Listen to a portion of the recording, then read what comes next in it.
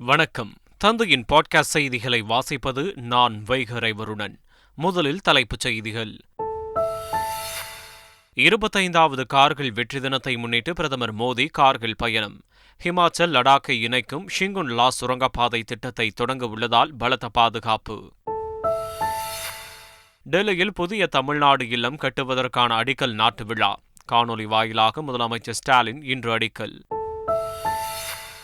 காவிரி விவகாரம் தொடர்பாக டெல்லியில் மத்திய நீர்வளத்துறை அமைச்சர் CR பாட்டீலுடன் அமைச்சர் துரைமுருகன் சந்திப்பு. அச்சா என எல்லோரும் இந்தியில் பேசியதால் ஒன்றும் புரியவில்லை என கிண்டல். தமிழ்நாட்டில் சாதிவாரி கணக்கெடுப்பு நடத்த கோரினால் மத்திய அரசை கை காட்டுவதா? முதலமைச்சர் ஸ்டாலினுக்கு பாமக நிறுவனர் ராமதாஸ் சரமாரி கேள்வி. 90% ரேஷன் கடைகளில் கருவிழி பதிவு மூலம் ரேஷன் பொருட்கள் விநியோகம். உணவுப் பொருள் வழங்கல் துறை அதிகாரிகள் தகவல். கனமழையால் வெள்ளத்தில் மிதக்கும் மகாராஷ்டிரா. புனேவில் வெள்ளத்தில் சிக்கியவர்கள் ரப்பர் படகுகள் மூலம் மீட்பு. சர்வதேச விண்வெளி நிலையத்திலிருந்து இந்திய வம்சாவளி வீராங்கனை சுனிதா வில்லியம்ஸ் உள்ளிட்ட 2 பூமிக்கு திரும்புவதில் மேலும் தாமதம். நாசா போயிங் நிறுவன விஞ்ஞானிகள் இணைந்தளித்த செய்தியாளர் சந்திப்பில் தகவல். பாரிஸ் ஒலிம்பிக் வில்வித்தையில் இந்திய மகளிர் அணி காலிறுதிக்கு முன்னேற்றம். இந்திய ஆடவர் அணியும் காலிறுதிக்கு தகுதி. இனி விரிவான செய்திகள். 25வது கார்கில் வெற்றி தினத்தை முன்னிட்டு பிரதமர் நரேந்திர மோடி கார்கில் செல்கிறார். அங்கு கார்கில் போர் நுழைவிடத்தில் போரில் உயிர் தியாகம் செய்த வீரர்களுக்கு அஞ்சலி செலுத்துகிறார். அப்போது ஹிமாச்சல பிரதேசத்தையும் லடாக்கையும் இணைக்கும் பாதுகாப்பு முக்கியத்துவம் வாய்ந்த ஷிங்குன் லா சுரங்கப்பாதை திட்டத்தையும் மெய்நிகர் வடிவில் பிரதமர் மோடி தொடங்கி வைப்பார் என தெரிவிக்கப்பட்டுள்ளது. இதனால் லடாக் பகுதியில் உச்சக்கட்ட பாதுகாப்பு போடப்பட்டுள்ளது. டெல்லியில் புதிய தமிழ்நாடு இல்லம் கட்டுவதற்கான அடிக்கல் நாட்டு விழா நடைபெறவுள்ளது. வீடியோ கான்பரன்ஸ் வாயிலாக முதல்வர் ஸ்டாலின் அடிக்கல் நாட்டும் நிகழ்வை தொடங்கி வைக்கிறார். டெல்லியில் இருக்கும் பழைய தமிழ்நாடு இல்லம் கட்டிடம் கட்டப்பட்டு 50 ஆண்டுகள் ஆன நிலையில் இப்போது டெல்லி கௌடல்யா மார்க் பகுதியில் புதிய இல்லம் கட்டப்படுகிறது. டெல்லியில் மத்திய நீர்வளத்துறை அமைச்சர் CR பாட்டீலை தமிழக நீர்வளத்துறை அமைச்சர் துரைமுருகன் சந்தித்தார். அப்போது அவர் அளித்த மனுவில் உச்சநீதிமன்ற உத்தரவுப்படி காவிரியில் தடையின்றி தண்ணீர் திறந்துவிட நடவடிக்கை எடுக்க வேண்டும் என்றும் மேகதாதுவில் அணை கட்ட அனுமதி வழங்கக்கூடாது எனவும் தெரிவிக்கப்பட்டிருந்தது. மேலும் முல்லை பெரியாறு அணை பகுதியில் பராமரிப்பு பணிகளை மேற்கொள்ள கேரள அரசு தடையாக இருப்பதால் மத்திய அரசு தலையிட வேண்டும் என்றும் காவிரி குண்டாறு இணைப்பு திட்டத்திற்கு நிதி ஒதுக்கீடு வேண்டும் எனவும் கோரிக்கை வைக்கப்பட்டது. மாணவர்களுக்கு மாதம் 1000 வழங்கும் தமிழ் புதல்வன் திட்டத்திற்கு முதற்கட்டமாக 360 கோடி ரூபாய் ஒதுக்கி தமிழக அரசு அரசாணை வெளியிட்டுள்ளது. உயர்கல்வி செல்லும் அரசு மற்றும் அரசு உதவி பெறும் பள்ளி மாணவர்களுக்கு மாதம் 1000 ரூபாய் வழங்கும் தமிழ் புதல்வன் திட்டத்தை செயல்படுத்த தமிழக அரசு அரசாணை வெளியிட்டுள்ளது. 401 கோடி ரூபாயில் இந்த திட்டத்தை செயல்படுத்த திட்டமிட்டுள்ள தமிழ்நாடு அரசு முதற்கட்டமாக 360 கோடி ரூபாய் ஒதுக்கியுள்ளது.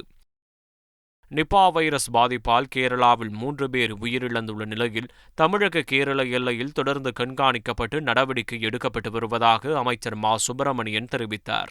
இதுவரை நிபா வைரஸ் பாதிப்பு தமிழகத்தில் இல்லை என குறிப்பிட்ட அவர், கடந்த 3 ஆண்டுகளில் முதல்வர் ஸ்டாலின் அறிவுறுத்தலின்படி நடவடிக்கை எடுக்கப்பட்டு டெங்கு பாதிப்புகள் கட்டுக்குள் இருப்பதாக தெரிவித்தார். தமிழகத்தில் சூரிய ஒளி மின் உற்பத்தியில் வரலாற்றிலேயே அதிகபட்சமாக 5512 மெகாவாட் மின் உற்பத்தி செய்யப்பட்டுள்ளதாக தமிழ்நாடு மின் பகிர்மான கழகம் அறிவித்துள்ளது. இதற்கு முன்னதாக கடந்த மார்ச் 5ஆம் தேதி சூரிய மின் உற்பத்தியில் 5398 மெகாவாட் மின் உற்பத்தி செய்யப்பட்டிருந்தது அதிகபட்சமாக இருந்தது. இந்நிலையில் ஒரே நாளில் 5512 மெகாவாட் சூரிய சக்தி மூலமாக மின் உற்பத்தி செய்யப்பட்டு சாதனை படைக்கப்பட்டுள்ளது. சென்னையில் ஃபார்முலா கார் பந்தயம் நடத்த ஸ்பான்சர்ஷிப் வழங்க தொழில் நிறுவனங்களுக்கு அழுத்தம் கொடுப்பதால் தொழில் அமைப்புகள் கொதிப்படைந்துள்ளதாக எடப்பாடி பழனிசாமி குற்றம் சாட்டியுள்ளார். எக்ஸ் தளத்தில் எடப்பாடி பழனிசாமி வெளியிட்டிருக்கும் அறிவிப்பில் 2 ஆண்டுகளுக்கு சென்னையில் ஃபார்முலா கார் பந்தயத்தை நடத்த மாட்டோம் என்று சென்னை உயர்நீதிமன்றத்தில் உறுதிப்பத்திரம் தந்துவிட்டு இப்போது இளைஞர் நலன் மற்றும் விளையாட்டுத்துறை கூடுதல் தலைமை செயலாளர் ஃபார்முலா கார் பந்தயத்தை சென்னை மாநகரில் நடத்துவதற்காக ஸ்பான்சர்ஷிப் வேண்டி நேர்முக கடிதம் எழுதியிருக்கிறார் என குறிப்பிட்டுள்ளார். இந்த நிர்பந்தத்தால் பல்வேறு தொழில் அமைப்புகள் கொதிப்படைந்துள்ளன என குறிப்பிட்டிருக்கும் எடப்பாடி பழனிசாமி, திமுக அரசு தனது அதிகாரத்தை பயன்படுத்தி ஃபார்முலா கார் பந்தயத்தை நடத்திட ஸ்பான்சர்ஷிப் வழங்க வலியுறுத்துவது கண்டிக்கத்தக்கது என தெரிவித்துள்ளார். வன்னியர் இடஒதுக்கீட்டுக்காக அண்டம் கிடுகிடுங்க போராட்டம் நடத்தப்படும் என்று பாமக நிறுவனர் ராமதாஸ் தெரிவித்துள்ளார். விழுப்புரம் மாவட்டம் திண்டிவனத்தில் நடைபெற்ற தனது பிறந்தநாள் விழா கூட்டத்தில் பேசிய அவர், தமிழ்நாட்டில் சாதிவாரி கணக்கெடுப்பு நடத்த கோரினால் மத்திய அரசை கைகாட்டுவதா என கேள்வி எழுப்பினார். தமிழ்நாட்டில் குடிப்பழக்கத்திலிருந்து மக்களை மீட்க முடியாமல் தான் தவித்து வருவதாகவும் பாமக நிறுவனர் ராமதாஸ் அப்போது குறிப்பிட்டார். தமிழ்நாட்டில் 90% ரேஷன் கடைகளில் கருவழி பதிவு திட்டம் நடைமுறைக்கு வந்துள்ளதாக உணவுப் பொருள் வழங்கல் துறை அதிகாரிகள் தெரிவித்துள்ளனர். பயோமெட்ரிக் முறையால் வயதானவர்களுக்கு சரிவர தங்களின் கைரேகை பதிவு செய்ய முடியாததால் விரல் ரேகை மின்னணு பதிவேட்டிற்கு பதிலாக கருவழி பதிவு மூலம் ரேஷன் பொருட்களை பெறும் முறை தொடங்கப்பட்டுள்ளது. அதன்படி 90 விழுக்காடு ரேஷன் கடைகளில் கருவழி மூலம் ரேஷன் பொருட்கள் விநியோகம் செய்யப்பட்டு வருவதாக அதிகாரிகள் தெரிவித்துள்ளனர். விரைவில் அனைத்து ரேஷன் கடைகளிலும் அமல்படுத்தப்படும் என்றும் கூறியுள்ளனர். சமூக வலைதளங்களில் ஜாஃபர் சாதிக்குடன் தொடர்புபடுத்தி பரவி வரும் செய்திகளில் உண்மை இல்லை என திரைப்பட இயக்குனர் அமீர் தெரிவித்துள்ளார். ஜாஃபர் சாதிக் குடும்பத்தினருடன் பணப்பரிமாற்றம் செய்ததாக பரவும் தகவல் உண்மை இல்லை என்றும், போதைப்பொருள் தடுப்பு பிரிவு மற்றும் அமலாக்கத்துறையினரின் விசாரணைக்கு முழு ஒத்துழைப்பு வழங்கி வருவதாகவும் குறிப்பிட்டுள்ளார். மேலும் கொள்கை கோட்பாடு கொண்ட தன்னை சித்தாந்த ரீதியாக எதிர்கொள்வதே மாண்பு என்றும், அவதூறுகளின் மூலம் வீழ்த்துவது மாண்பல்ல என்றும் அமீர் தெரிவித்துள்ளார். பள்ளிக்கல்வித்துறையில் ஆசிரியர் அல்லாத பணியிடங்களுக்கு மாதம் 6000 ரூபாயை ஊதியமாக நிர்ணயம் செய்தது எப்படி என மெட்ராஸ் உயர்நீதிமன்ற மதுரை அமர்வு நீதிபதிகள் சரமாரியாக கேள்வி எழுப்பினர். இது தொடர்பான வழக்கை விசாரித்த நீதிபதிகள் ஆசிரியர் அல்லாத பணியிடங்களுக்கு மாதம் 6000 ரூபாய் ஊதியம் என நிர்ணயம் செய்தது எப்படி என கேள்வி எழுப்பினர். அரசே குறைந்தபட்ச ஊதியமாக 600 ரூபாயை நிர்ணயம் செய்துள்ள போது இதுபோன்ற அரசாணைகளில் கையெழுத்திடும்போது துறை செயலாளர் கொஞ்சமாவது யோசிக்க வேண்டாமா என்று கிடிந்து கொண்டனர். நாளொன்றுக்கு 200 ரூபாயை மட்டுமே வைத்துக்கொண்டு ஒருவரால் தற்போதைய சூழலில் எப்படி வாழ்க்கை நடத்த முடியும் எனவும் நீதிபதிகள் கேள்விகளை அடுக்கினர். நீட் தேர்வு ஆள்மாறாட்ட வழக்கில் தேசிய தேர்வு முகமை மற்றும் சிபிசிஐடி போலீசுக்கு மெட்ராஸ் உயர்நீதிமன்ற மதுரை அமர்வு சரமாரி கேள்வியை எழுப்பியது. 2019 நீட் தேர்வு ஆள்மாறாட்ட வழக்கில் 27வது குற்றவாளி தருண் மோகன் தன்னை விடுவிக்குமாறு மெட்ராஸ் உயர்நீதிமன்ற மதுரை அமர்வில் மனு தாக்கல் செய்தார். வழக்கு விசாரணையின் போது எத்தனை பேரை கைது செய்திருக்கிறீர்கள் என நீதிபதி புகழேந்தி கேட்க, கைரேகை பதிவு, தேர்வு மையம், தொலைபேசி எண்கள் எல்லாம் கடந்த 22ஆம் தேதிதான் வழங்கப்பட்டது. தேசிய தேர்வு முகமை இன்னும் விண்ணப்பங்களை வழங்கவில்லை என சிபிசிஐடி தரப்பில் தெரிவிக்கப்பட்டது. இடைத்தரகரை நெருங்கிவிட்டதாகவும், விண்ணப்பங்கள் கிடைத்தால் உறுதி செய்து விடலாம், கூடுதல் கால அவகாசம் வேண்டும் எனவும் தெரிவிக்கப்பட்டது. அப்போது அனைத்து விபரங்களையும் வழங்கினால்தானே முழுமையாக விசாரிக்க இயலும் என தேசிய தேர்வு முகமை தரப்பிடம் நீதிபதி கேள்வி எழுப்பினார். இறுதியாக விசாரணையில் முன்னேற்றம் இல்லை என்றால் விசாரணையை வேறு அமைப்புக்கு மாற்ற நேரிடும் என்று சிபிசிஐடியை எச்சரித்த நீதிபதி விசாரணையை ஆகஸ்ட் 2ஆம் தேதிக்கு ஒத்திவைத்தார். புதுச்சேரி 15வது சட்டமன்றத்தின் 5வது கூட்டத்தொடர் வரும் 31ஆம் தேதி காலை 9:30 மணிக்கு ஆளுநர் உரையுடன் கூடும் என்று சபாநாயகர் செல்வம் தெரிவித்துள்ளார். தொடர்ந்து ஆகஸ்ட் 1ஆம் தேதி ஆளுநர் உரைக்கு நன்றி தெரிவிக்கும் தீர்மானமும், ஆகஸ்ட் 2ஆம் தேதி நிதியமைச்சர் பொறுப்பு வகிக்கும் முதலமைச்சர் ரங்கசாமி ரூபாய் 12,700 கோடிக்கான பட்ஜெட்டை தாக்கல் செய்ய உள்ளதாக தெரிவித்தார். தொடர்ந்து பேசிய அவர், புதிய சட்டமன்றம் கட்டிடம் கட்டும் கோப்பை முன்னாள் ஆளுநர் தமிழிசை நிறுத்தி வைத்திருப்பதாகவும், தற்போதுள்ள துணைநிலை ஆளுநர் அந்த கோப்பை ஆய்வு செய்து ஒப்புதல் வழங்குவதாகவும் தெரிவித்தார். வனவிலங்குகளால் உயிரிழப்போரின் குடும்பத்திற்கான கருணை தொகையை 10 லட்சம் ரூபாயாக சுற்றுச்சூழல் மற்றும் வனத்துறை அமைச்சகம் அதிகரித்துள்ளது. இது தொடர்பாக மாநிலங்களவையில் எழுப்பப்பட்ட கேள்விக்கு மத்திய சுற்றுச்சூழல் துறை இணையமைச்சர் கீர்த்தி வர்தன் சிங் எழுத்துப்பூர்வமாக பதிலளித்துள்ளார். அதில் தமிழ்நாடு, கேரளா, கர்நாடகா, ஆந்திர பிரதேசம் உட்பட யானைகள் அதிகமுள்ள 15 மாநிலங்களில் 150 யானை வழித்தடங்கள் அமைக்கப்பட்டுள்ளதாகவும் தெரிவித்துள்ளார். மேலும் வனவிலங்குகளால் உயிரிழப்போரின் குடும்பத்திற்கு வழங்கப்பட்டு வந்த கருணை தொகை 5 லட்சத்திலிருந்து 10 லட்சமாக அதிகரிக்கப்பட்டுள்ளதாக கூறியுள்ளார். படப்பிடிப்பு தளங்களில் தொழிலாளர்களின் பாதுகாப்புக்காக நிறைவேற்றப்பட்ட தீர்மானங்கள் ஆகஸ்ட் 15 முதல் அமலுக்கு வரும் என பெப்சி அமைப்பு தெரிவித்துள்ளது. சென்னை வடபழனியில் தென்னிந்திய திரைப்பட தொழிலாளர் சம்மேளனம் சார்பில் திரைப்பட கலைஞர்கள் தொழிலாளர்களின் பாதுகாப்பு விழிப்புணர்வு கூட்டம் நடைபெற்றது. இதில் படப்பிடிப்பு தளங்களில் சண்டை காட்சியின் போது ஆம்புலன்ஸ் இருப்பது கட்டாயம், தொழிலாளர்களுக்கு விபத்து மற்றும் மருத்துவ காப்பீடு மற்றும் பெண் தொழிலாளர்களுக்கு கழிப்பறை, உடை மாற்றும் அறை கட்டாயம் உள்ளிட்ட பல்வேறு தீர்மானங்கள் நிறைவேற்றப்பட்டன. இந்த தீர்மானங்கள் வரும் ஆகஸ்ட் 15 முதல் செயல்பாட்டிற்கு வரும் என தெரிவிக்கப்பட்டுள்ளது.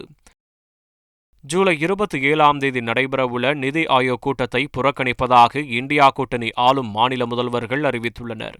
மத்திய பட்ஜெட்டில் இந்தியா கூட்டணி ஆளும் மாநிலங்கள் புறக்கணிக்கப்பட்டுள்ளதாக எதிர்க்கட்சிகள் குற்றம் சாட்டி வருகின்றன. இதனால் 27 பிரதமர் மோடி தலைமையில் நடைபெறும் நிதி ஆயோக் கூட்டத்தில் பங்கேற்கப் போவதில்லை என அடுத்தடுத்து பல்வேறு மாநில முதல்வர்கள் அறிவித்து வருகின்றனர்.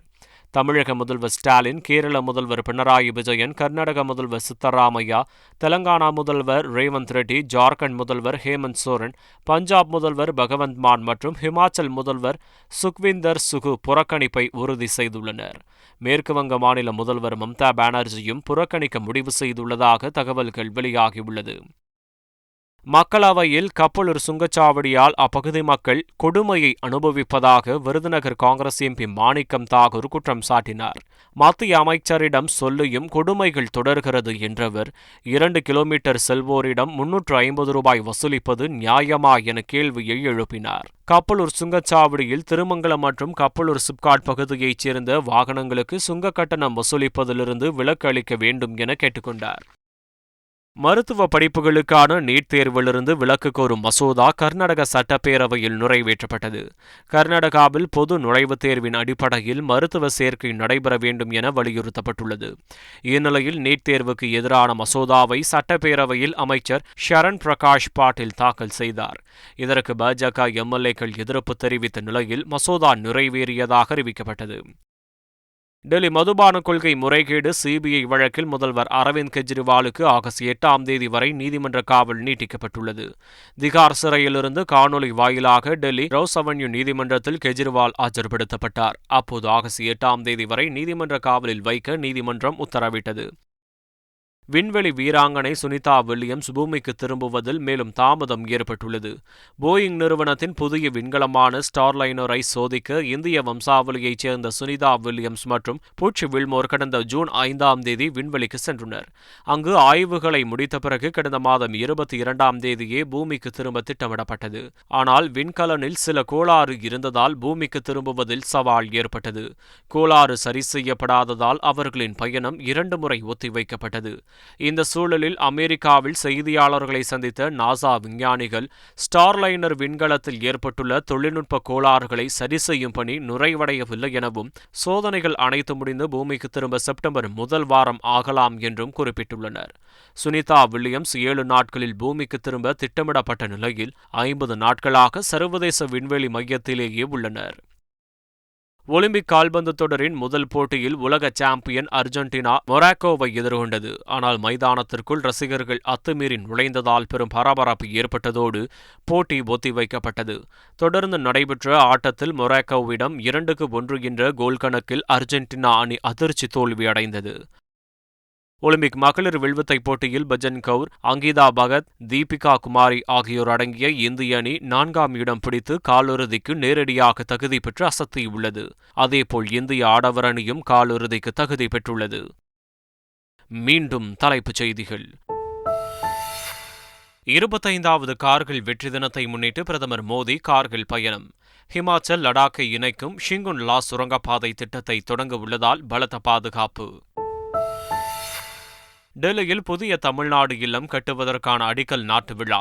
காணொலி வாயிலாக முதலமைச்சர் ஸ்டாலின் இன்று அடிக்கல். காவிரி விவகாரம் தொடர்பாக டெல்லியில் மத்திய நீர்வளத்துறை அமைச்சர் CR பாட்டீலுடன் அமைச்சர் துரைமுருகன் சந்திப்பு. அச்சா என எல்லோரும் இந்தியில் பேசியதால் ஒன்றும் புரியவில்லை என கிண்டல். தமிழ்நாட்டில் சாதிவாரி கணக்கெடுப்பு நடத்த கோரினால் மத்திய அரசை கை காட்டுவதா? முதலமைச்சர் ஸ்டாலினுக்கு பாமக நிறுவனர் ராமதாஸ் சரமாரி கேள்வி. 90% ரேஷன் கடைகளில் கருவிழி பதிவு மூலம் ரேஷன் பொருட்கள் விநியோகம். உணவுப் பொருள் வழங்கல் துறை அதிகாரிகள் தகவல். கனமழையால் வெள்ளத்தில் மிதக்கும் மகாராஷ்டிரா. புனேவில் வெள்ளத்தில் சிக்கியவர்கள் ரப்பர் படகுகள் மூலம் மீட்பு. சர்வதேச விண்வெளி நிலையத்திலிருந்து இந்திய வம்சாவளி வீராங்கனை சுனிதா வில்லியம்ஸ் உள்ளிட்ட 2 பூமிக்கு திரும்புவதில் மேலும் தாமதம். நாசா போயிங் நிறுவன விஞ்ஞானிகள் இணைந்தளித்த செய்தியாளர் சந்திப்பில் தகவல். பாரிஸ் ஒலிம்பிக் வில்வித்தையில் இந்திய மகளிர் அணி காலிறுதிக்கு முன்னேற்றம். இந்திய ஆடவர் அணியும் காலிறுதிக்கு தகுதி. இத்துடன் பாட்காஸ்ட் செய்திகள் நிறைவு பெறுகின்றன. வணக்கம்.